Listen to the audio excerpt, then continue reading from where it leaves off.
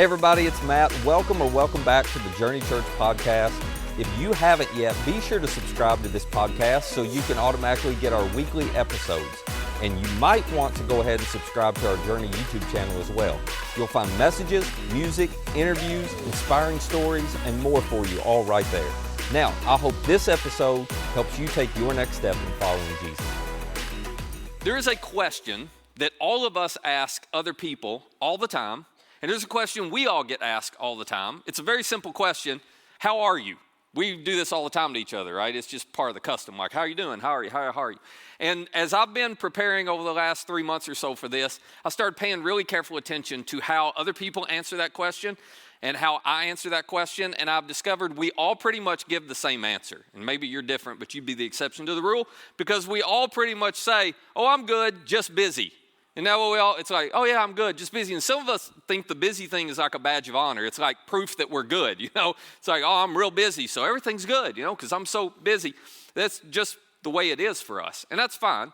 But I wanted to pause and get you to think about something. When we are all busy, but when is the last time that you had a day with nothing on your schedule? When's the last time you had a day and you had nothing you had to do? Or when's the last time you sat down for a dinner, for a meal, around a table with family or with friends, and it was completely unhurried conversation?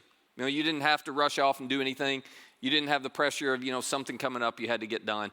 You were just able to sit and enjoy it. Or when is the last time this thought crossed your mind? What am I going to do with this spare time I've got? That has not crossed your mind, has it? Because none of us feel like we have free time. Well, most of us have more to do than we feel like we have time to do it. And the thing is, that pace of life, that's just normal. Feeling that busy, being that hurried, that's just normal now. That's just how all of us are. If you're not, you are the rare exception. I did have a buddy of mine catch me after the first service, and he said, I don't know how this applies to me because I still accidentally stop at green lights. And I said, that's a mental health series. We're going to have to, because I don't know, maybe he's not hurried, if he goes that slow. But for the rest of us, we're all busy, aren't we? And it just feels normal. I get that. I totally get that. It just feels normal. But historically, and I'm not trying to knock on any of us, but historically, that has not been normal. And historically, that has not been healthy. And researchers are actually discovering that the pace at which we are living our lives is doing quite a bit of damage to our lives. But we don't recognize it because everybody's doing the same thing, so it's just the world that we live in. So we're wrapping up the series today we've been in the last 4 weeks called Good Again. And the reason we named it this is very simple, because after the last 3 years of everything we've been through collectively and everything so many of you have been through personally, the desire, it doesn't matter if you're a Christian, not a Christian, like the desire we all have, we just want life to be good again. And I get that. And most of us are trying to make life good again by either disconnecting and withdrawing and isolating ourselves so we can rest up, or it's making up for everything we missed out on and traveling and getting in all the activities and going to all the destinations and doing all the stuff. And the reason we're taking those approaches is because we feel like we're tired, and that's keeping life from being good again. We just need to rest up, or we just need some time away, or we just need to be rejuvenated. But tired is a physical and mental problem, and I think our issue is deeper than that, as we've talked about through the series. Yeah, a lot of us are tired, but worse than that, or more concerning than that, we're empty. Tired's physical and mental. Empty is emotional, and it is spiritual. Our souls are empty. Our inner reserves are depleted, which is not a criticism, because after everything that you've been through, you can't go through all that without your reserves being depleted. But you also can't fix an empty soul just by taking a few naps or getting away from people for a little while or going on some trips. That doesn't do it. Which is why Jesus, in the accounts of his life, over and over would look at people and he would say, hey, I want you to come to me if you're weary. I want you to come to me if you're burdened. I want you to follow me. And that invitation for him, that invitation for him was not a metaphorical thing or a spiritual thing. It was literally, come hang out with me, Watch me for a little bit, see how I do life, watch the rhythm and pace of my life, watch my way of life, and then figure out how to sync your rhythm of life up with my way of life. And Jesus' promise was, if you will do this, you will find rest, not just for your bodies, you will find rest for your souls. In other words, I'll help you figure out how not to be empty. That was his promise. And as we talked about over the last few weeks, when you pursue Jesus' way of life, you discover a couple things. Jesus' way of life leads to peace. It leads to peace with God, peace with others, peace with yourself. And you know this, life can't be good again. Life's never good if you're not at peace with all three groups of those people.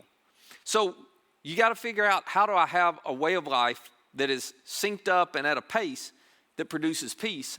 And as we saw last week, how do I have a way of life that leads me to live a purpose bigger than and beyond myself? Because again, that is where Jesus leads us. It's counterintuitive, but if we follow him, he always leads us away from ourselves. But in the process of walking away from ourselves, we find ourselves. In the process of putting our attention and focus on somebody else, we actually find who we are in the middle of all of it. That's what happens when you learn how to sync your rhythm of life with Jesus' way of life. But you can't do that. You can't do that unless you're living your life at the pace that Jesus lived his life. You can't do that unless your rhythm of life is the same rhythm as his. And that is difficult to do because so many of us are moving at such a fast pace. Now, if you're wondering where the Bible is in all this, we'll get to the scripture in a minute, okay? Hang on. But first, researchers have discovered that this pace at which so many of us are living, this pace that feels normal, they've discovered it's not nearly as healthy as we may think it is. And they've discovered we're not being nearly as productive as we may think we are. As a matter of fact, they have coined a term for this. They call it hurry sickness. I don't know if you've heard this. They call it hurry sickness. And as I was researching for this, I discovered 3 different definitions that different groups of researchers had given to hurry sickness, and together they give a pretty good picture. So I thought I would just share them with you. The first group said hurry sickness is a behavior pattern characterized by continual rushing and anxiousness, an overwhelming and continual sense of urgency.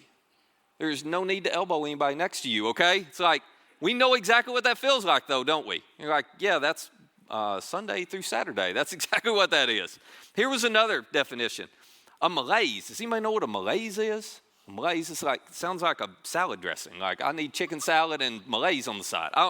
I looked this up. So a malaise is when something's not right and you know inside something's not right, but you can't put your finger on what's causing it. That's a malaise. So they said a malaise, hurry sickness is a malaise in which a person feels chronically short of time and so tends to perform every task faster. Does that sound familiar? And tends to get flustered when encountering any kind of delay.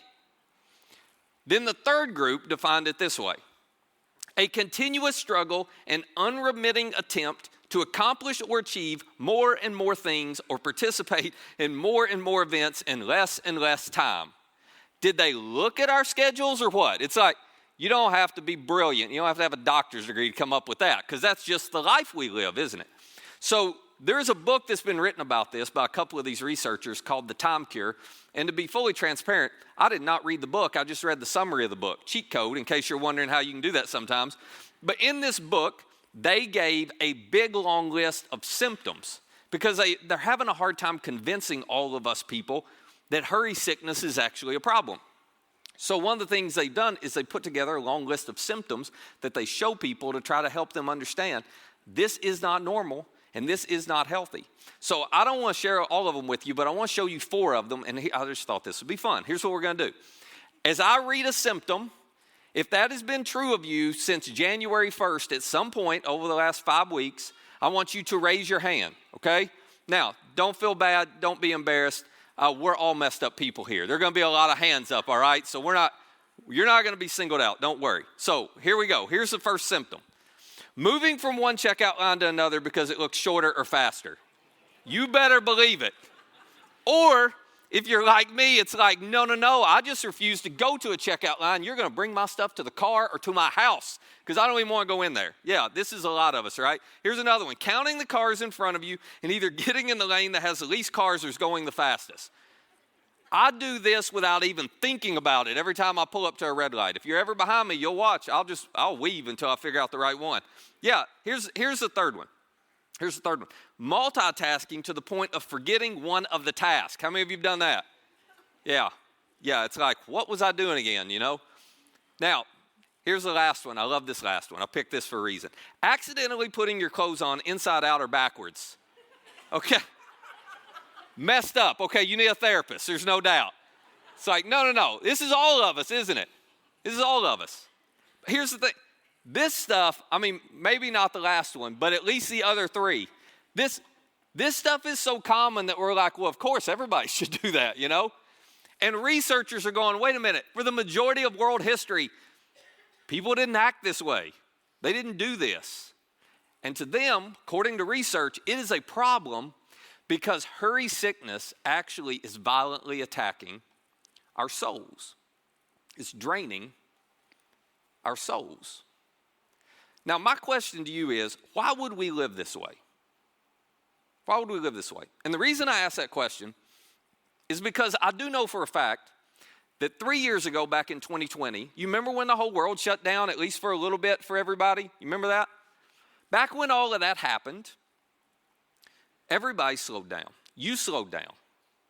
You were at home because all the activities were canceled. You were having dinner around the table with family or friends. You know, you weren't running nonstop. You had days that were completely unhurried that you were like, well, what do we want to do around the house? You were coming up with projects to do because you had so much time on your hands. And the thing, and it's just because of the line of work we're in, the thing that we heard over and over from so many people, our team here at Journey, the thing we heard over and over was, oh my gosh, we just love this. I mean, not everything going on with COVID, but the pace, oh my gosh, we love this pace. This has been so good for our family. This has been so good for us. It's been so good. We heard that over and over again. So behind the scenes, we ran a little pool, and everybody decided to bet on how long it would take y'all to go back to being fast, and I won a lot of money, so thank you very much. I'm kidding. I don't gamble. So anyway, but we did have this conversation behind the scenes all the time. Okay, what's going to happen, though, when everything opens back up? And we knew because we're just like you. When everything opens back up, as much as we love this, and as much as we say, oh, I've learned my lesson, you know, I'm not going to do that for what I used to do. I'm going to protect this. No. Our pace of life is back as fast or faster than it was before. Why?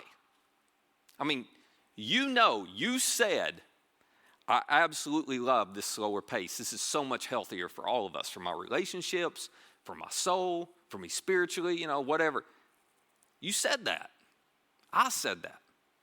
Then we're back over here. Why in the world would we make a decision that we knew was not in our best interest, but we do it anyway? Well, there's an author and theologian passed away just a couple years ago by the name of Dallas Willard. And Dallas wrote about busyness and hurry, and he wrote it way before COVID, interestingly enough. But one of the things he said about hurry was this. He said, hurry is a state of frantic effort that one falls into in response to inadequacy, fear, or guilt. In other words, Dallas said, if you want to know why you're so busy, it's actually not the pressure around you. It's not all the other stuff, you know, that we tend to say, well, I just got to. No. He says there is a deeper root issue in your heart. It's one of three things. You're either choosing to be so busy because you feel inadequate. You don't feel like you measure up. And so since I don't feel like I measure up, I feel like I've got to do more and more and achieve more and more and accomplish more and more to prove to other people that I am more than I actually think I am. So I'm going to be busier than I should be. Or, Dallas says, you're doing all that you're doing and you're running so ragged out of fear. The fear of missing out. The idea that, oh my gosh, but what if? What if I say no to that? And that's the thing that would have been the big opportunity.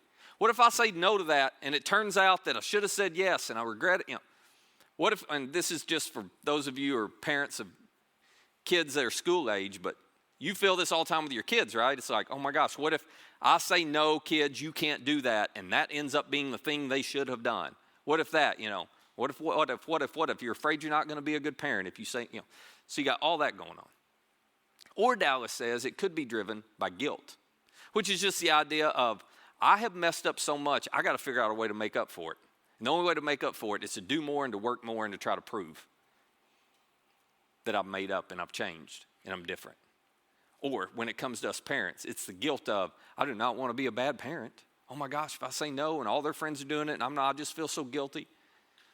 And then they look at you and kids give you that look, you know, and they're like, you know, they know how to do all that and make you feel even worse. So you're like, oh, I've got to. This may be what you're here for today. it might be worth it for you just to spend a little bit of time this week trying to be really honest with yourself about why am I actually going at the pace, living at the pace I'm living at? Is it actually driven by a sense of inadequacy, fear, or guilt? Now, if you are not a follower of Jesus, this is a point in the message where I tell you, I don't know what to do to help you. I wish I did. But if you're going to figure out how to deal with these things rattling around inside of you on your own, you just have to solve that one, because I don't know how to guide you through removing that. But I do know, for those of us who follow Jesus, for those of us who are interested in following Jesus, the way of life that Jesus invites us into has no inadequacy, fear, or guilt. There's none. The way of life he invites us into is a life where we're totally secure in who we are and in whose we are. And we're not worried about messing up in the past because we know they've been forgiven. We're not worried about missing out because we know we can just trust God and he'll guide us in the best direction. We don't have to worry about measuring up because we know if we're good enough for our Heavenly Father, then we're good enough. As a matter of fact, Paul, who wrote a large portion of the New Testament, Paul was trying to explain this as he came to understand this, because Paul was just like us. He, if you read the story of his life, I mean, he was living life at a fast pace. And over time, he began to understand what it looked like to sync the rhythm of his life up with Jesus' way of life. And he began to understand how his pace had to change. And he's trying to explain this to a group of Jesus followers in the region of Galatia. And he actually described it to them this way. He said, "You, my brothers and sisters, you were called to be free. Free from the inadequacy, from the guilt, from the fear, from the worry, from the stress, from the anxiety that's driving you to, do whatever you're doing. You're called to be free," which just means, by the way, if the way you are currently following Jesus, for those of us who do, if the way you're currently following Jesus doesn't lead to freedom, it doesn't feel like freedom, you're probably doing it wrong. And it's not your fault you're doing it wrong, but you're probably not following Jesus the way you should be following Jesus, because Paul's going, no. You're called to be free from all that. And for those of you who aren't Jesus followers, but you're trying to figure this out, if the way that following Jesus has been explained to you or described to you or taught to you, if it sounds like it's not a way that leads to freedom, you probably have had it explained to you wrong. Again, it's not your fault. Paul says, no, when you start following Jesus, it should always lead you to freedom. Now, not freedom without any boundaries. No, he says there are some boundaries. He goes on and says, don't use your freedom to indulge the flesh. In other words, this is not a freedom where I get to do whatever I want, whenever I want, with whoever I want, as long as it doesn't hurt anybody. He says, no, it's not that kind of freedom. This is a freedom with some really healthy boundaries. He says, matter of fact, there's a purpose to your freedom. It's rather serve one another humbly in love. We talked about this last week. He's going, all right, the whole point of following Jesus and experiencing this freedom is so you're so secure in your identity and who you are that you can pull the attention off yourself and put it on someone else. And you can serve others. You can live for a purpose bigger than and beyond yourself. And then he adds this. He says the entire law, and he's talking about the law of Moses, all the commands. We talked about this a couple weeks ago. The entire law is fulfilled in keeping this one command. Love your neighbor as yourself. Paul says, all right, so this freedom ought to lead you to be more loving to all the people around you. The kind of, not the selfish kind of love, but the kind of love that's sacrificial, the kind of love that's you before me. I'll always do what's in your best interest before my own. Which should be the distinguishing mark or characteristic of all of us who claim to be Jesus followers. In other words, whenever people think about Jesus followers, they ought to automatically think those are the most loving, accepting people. I mean, it doesn't matter if folks agree with them or not, get along with them or not. They're just so loving and accepting of everybody. But the irony is, while we should be known for our love, we can't love when we're in a hurry. Hurry and love are incompatible, aren't they? They are. You know why? Because love is time consuming. You can't love somebody fast. It's always time consuming. So the pace at which those of us who follow Jesus are living our lives may actually be undermining our ability to do and to be exactly who Jesus called us to be, doing what he called us to do. Which is why Paul says, to these Christians in the region of Galatia. He goes, so I say, in light of that, in light of love should be what we're known for, you need to walk by the Spirit, and you will not gratify the desires of the flesh. Now, when I read that, my first thought was, isn't that interesting? If you didn't grow up in church, this won't apply to you. But growing up in church, I always heard people use this phrase. What I never heard anybody say, you know what, I'm just running with God today. Nobody ever says that. Now, old school Christians will be like, I'm just trying to walk with God today, but nobody's running with God. You know why? Because God does not run. He doesn't. Which means if I'm going to sync the rhythm of my life with Jesus' way of life, then I have to pay attention to the pace at which I am living my life. Because love and hurry, love and busyness, they are incompatible. You can't do both at the same time. Now, for those of you who are wired like me, you are thinking, that's nice, but I have way too much to do. I don't get to slow down. Are you kidding me? And I'm with you on that 100%, but I will tell you what I always think about that makes me go, maybe I'm not as smart as I think I am. I think about the fact that in spite of the pace at which I'm living and all the things I feel like are important for me to do, Jesus, when you read the accounts of his life, he was never in a hurry. He was never rushed. He never acted urgently. He never ran anywhere. As a matter of fact, he was so unhurried that there are moments and times where when you're reading it, you're like, you better hurry up, Jesus, you know. Lady comes, my daughter's about to die. He's like, all right, I'll be there when I'm there. That's pretty much his attitude. He kind of saunters along, you know. Some sisters send word, hey, your friend, our brother, he's about to die. 3 days later, Jesus shows up. It's like, why are you taking your time with all this? But he was never in a hurry. Listen, he was never in a hurry, and he changed the world. So maybe the pace at which we're living our lives is not actually as productive as we think it is. Maybe our impact would go up if our pace went down. Maybe it is true that you and I have just enough time every day to do God's will. Now imagine if that's actually true. What if, when we wake up tomorrow, we really do have enough time to do everything God would want us to do tomorrow? If that's true, then when we get to the end of our days and we feel like we've still got more to do and we felt like we didn't have enough time for everything, you know all that means? I'm probably trying to do some stuff that God does not have for me to do. There must be some things in my schedule that maybe I shouldn't be holding on to. And those things may actually be crowding out the things that are most important that God intends for me to do. The truth is, and Paul was talking about this a couple thousand years ago. Research is confirming and collaborating with all of this now. That a change of pace will take you to a better place. That slowing down is actually healthier for you and for your relationships in far more ways than speeding up. Now, Paul explained to the Christians there in Galatia exactly what he meant by this and exactly if they just slow down and walk in sync or in rhythm with Jesus.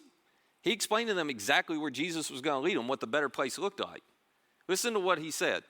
He said, but the fruit of the Spirit, which is his way of saying, if you will slow down and just walk at the pace of Jesus, here's what he's going to do. The results or the outcome will be in your life: love, joy, peace, patience, kindness, goodness, faithfulness, gentleness, self-control, which is what we all want to be known for. Those are qualities we all want to have. Those are qualities we want the people around us to have. This is what we say we value and we care about. Problem is, as I said, love and hurry are incompatible. And you know this, hurry steals joy. Have you ever been just running nonstop one day? I mean, just busy, you can't take a breath, and thought to yourself, I'm so full of joy right now. I'm loving this. No, because hurry steals joy. Busyness robs peace, doesn't it? You are never at peace when you're running nonstop at a pace too great for you. You're never at peace. I don't have to explain what it does to patience because you know as well as I do. I've never been in a hurry and been patient with anybody. Those two don't work together. Kindness, I could go on and on. You're smart people. You get this. You can't do both. You've got to decide. You've got to choose. So Paul's advice to the Galatians and Paul's advice to you and me is simply this. He says, since we live by the Spirit, in other words, since we have Jesus here to guide us on how to live life, how about we keep in step with the Spirit? His way of saying, how about we make sure the rhythm of our lives stays in sync with Jesus' way of life? How about we make sure we move at his speed and his pace? Because we have a choice. We can keep running with all the people around us, and nobody will think anything of it, and nobody is going to stop you because it's just normal today. Or you can try something different to become someone better. And you can walk with Jesus instead of running with the people around you. So I want to give you a question. And this is one of those questions that will be easy to blow off. But I hope you'll spend a little bit of time this week thinking about it. Matter of fact, I hope at some point this week you might slow down enough to pull out your phone and open up the notes app and jot down some specific answers to this. Or pull out a notebook and write it down. The question is simply this. How much of what you currently do is leading you to the life Jesus invites you into? So how much of what you currently do is making you more loving, joyful, peaceful, patient, kind, on and on? And how much of what you currently do is not? How much of what you currently do is leading you away from it? The challenge I think that all of us have with this is for us to change the pace of our lives is going to be so countercultural to how everybody else around us works. And it's challenging because the stuff on our schedules, the stuff in our calendars is good stuff. But the good stuff isn't necessarily leading us to be the people that we want to be. Sometimes the good stuff is preventing the best stuff from happening in our lives. We're just running too hard, trying to do too much. And it's leading us away from being all those qualities Paul mentioned just a moment ago. So I want to give you a challenge, and this is an unrealistic challenge. I'm going to admit that up front. And you change the time frame for whatever works for you, okay? But I want to challenge you to try something different. I would say you should try it for 6 months. That probably is going to feel like an eternity. You may need to start with 6 hours and work from there. But what if you took your schedule, your calendar, and you evaluate everything on it and all the opportunities and invitations you get through the simple filter of, will this opportunity lead me to be more loving, joyful, kind, and patient, on and on, to the people around me? Or will it actually make it harder for me to be that kind of person? And if it's going to make it harder for you, no matter how good it is, you say no to it. What if your filter became, okay, I don't want to do anything that might lead me away from peace with God. I don't want to do anything that might lead me away from being at peace with others. I don't want to do anything that might lead me away from being at peace with myself. And I don't want to do anything that's going to lead me away from having the margin to serve other people and put others before myself. I don't want to do anything that's going to lead me away from participating and engaging in a purpose bigger than myself. Imagine if that's how you determine the pace at which you lived your life. I want to encourage you to try it. You pick your time frame. Here's what I know. If you try it for 3 months, 6 months, I think what you're going to discover is your relationships are richer, you're more at peace, your life is better. You're going to discover all the things that you were reminded of that could be possible when the world shut down. And if you don't, if you get to the end and your life is worse because of it, well, go back to cramming your schedule full. More power to you. But you and I both know that's probably not going to be the case. So what if you slowed down? Parents, what if you use that as the filter by which you made decisions about the activities your kids were involved in? Because what happens, and I live in the world with you, like there's so many opportunities and so many activities that unintentionally we basically hand over control of our family time to good intentioned people around us who are telling us where we have to be and what we have to do, and we're running nonstop. But it's not leading us to be more like that. It's not teaching our kids to be more like that. And then you know what happens? My kids aren't here, but I've been in this world long enough. I've had too many of these conversations. Dads, moms, especially you moms, 6 months after your kid, and if you could just fast forward and think about this, 6 months after your kid graduates high school, do you know what you're going to be super worried about? You will not care a flip about all the activities they've been in for the last 12 years. You know what you'll be concerned about all of a sudden? Oh my gosh, are they going to make wise choices now that they're out on their own? And I'm seeing them do things, and I don't like that, and I wish, and I'm afraid they're going to walk away from their faith, and they don't, And then we get the phone calls, and you're going, oh, I'm so scared. Can you do something to help? And we're happy to do what we can to help, but I'll just tell you, there's not much we can do to help. Because they were given one set of skills and tools for 12 years, 18 years, however long. But we didn't think about the bigger picture of what we would actually want them to have the minute they walked away from high school. So imagine, this would be, you'd be like the weird family, but imagine that you made the filter. I'm going to help them learn what it's like to be at peace with God, peace with others, peace with themselves, and be a part of a purpose bigger than themselves. Because 6 months after graduation, I'll care about that way more than all of this. Imagine if you, I'm not saying don't do anything, but imagine if you said yes to the things that led that direction first, and then you filled in the rest with the other stuff. Here's what I know. Life will never be good again until the rhythm of our lives are in sync with the way of life that Jesus modeled for us. So what if we slow down enough to spend some time to be with him, to understand what that way of life looks like, to read the accounts of his life, and become like him? Grow to where we have love, joy, peace, patience, all of those things. Because if we did that, we would be able more clearly to understand how to do what Jesus would do if he were here, if he were me and he were you in 2023.